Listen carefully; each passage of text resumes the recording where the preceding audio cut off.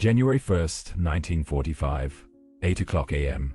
Across airfields in Germany and the Low Countries, nearly 900 German fighter aircraft are warming up their engines.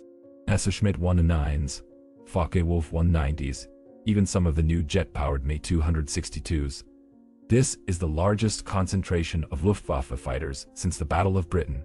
Their mission, Operation Bodenplatte, a massive surprise attack on Allied airfields in Belgium and the Netherlands, catch the enemy aircraft on the ground, destroy them before they can take off.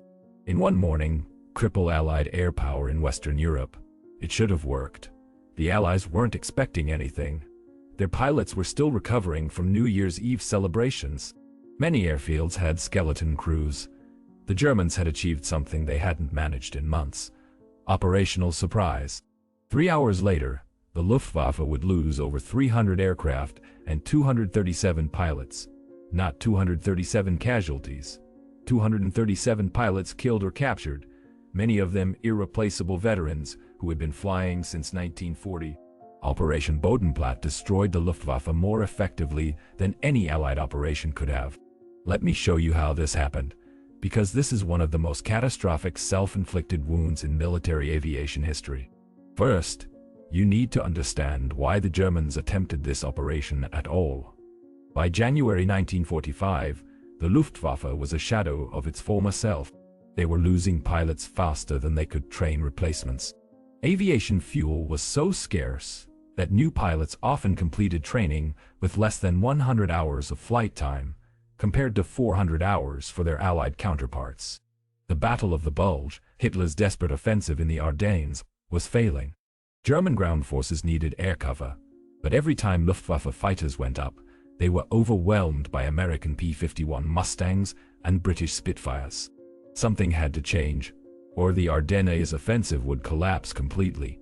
The plan was the brainchild of General Dietrich Peltz. The logic was simple. You can't fight the enemy in the air if they outnumber you 10-1, but if you can catch them on the ground, destroy their aircraft before they can take off, you can reset the equation. One massive strike to knock out hundreds of Allied aircraft at once. On paper, it was sound. Historically, surprise attacks on airfields have been devastatingly effective. The Japanese at Pearl Harbor, the Israelis in 1967. Catch an air force on the ground, and you can destroy it in hours. But here's where everything started to go wrong. The operation required absolute secrecy. So secret that German pilots weren't told their targets until the night before.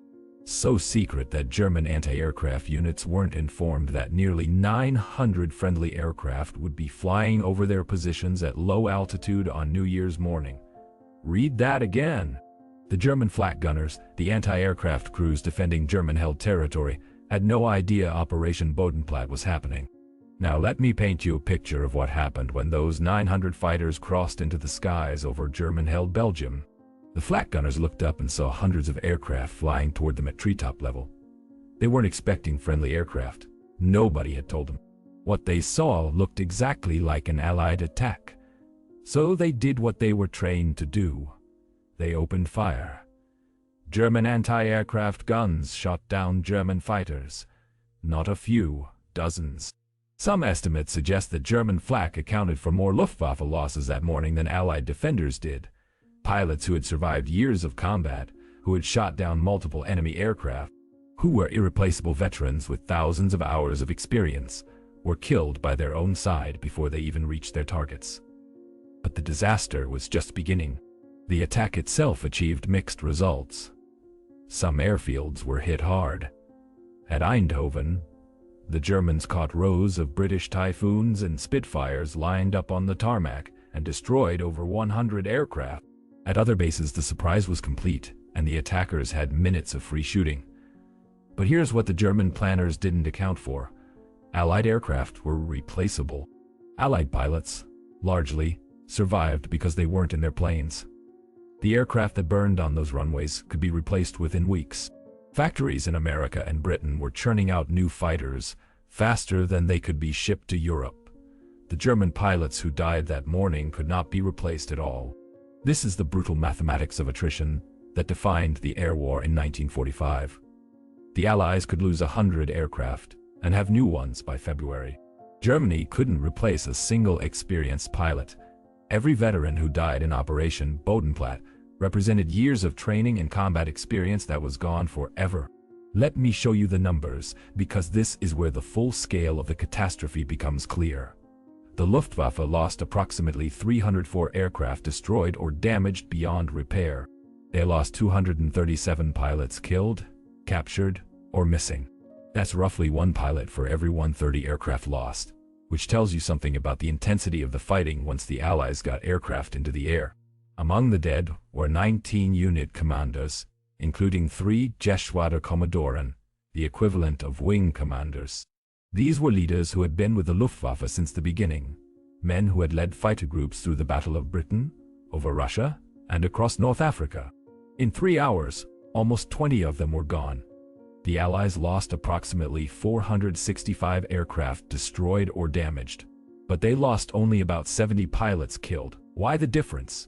Because most Allied aircraft were hit on the ground, where the pilots weren't sitting in them.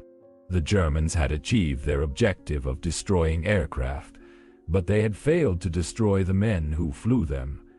Here's the strategic result. Within 2 weeks, the Allies had replaced every aircraft lost in Operation Bodenplatte. Every single one. The American aviation industry alone was producing over 8,000 aircraft per month by this point in the war. A loss of 465 aircraft was a bad day. It wasn't a strategic setback. The Luftwaffe never recovered. After January 1st, 1945, the German Air Force was effectively finished as a fighting force. They could still put aircraft in the air. They could still score occasional victories, but they could no longer contest Allied air superiority in any meaningful way. The pilots were simply gone. Let me tell you about one specific loss that illustrates the tragedy. Major Gerhard Barkhorn was one of the highest-scoring aces in history, with over 300 confirmed victories on the Eastern Front. He survived Operation Bodenplatte, but watched his unit get shredded by friendly fire and Allied response.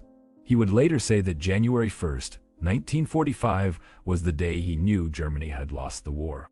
Not because of the losses, but because of what those losses represented.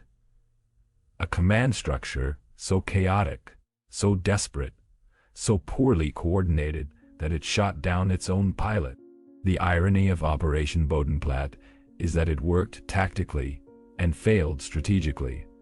The Germans achieved surprise. They destroyed hundreds of Allied aircraft. They temporarily disrupted Allied air operations in the region.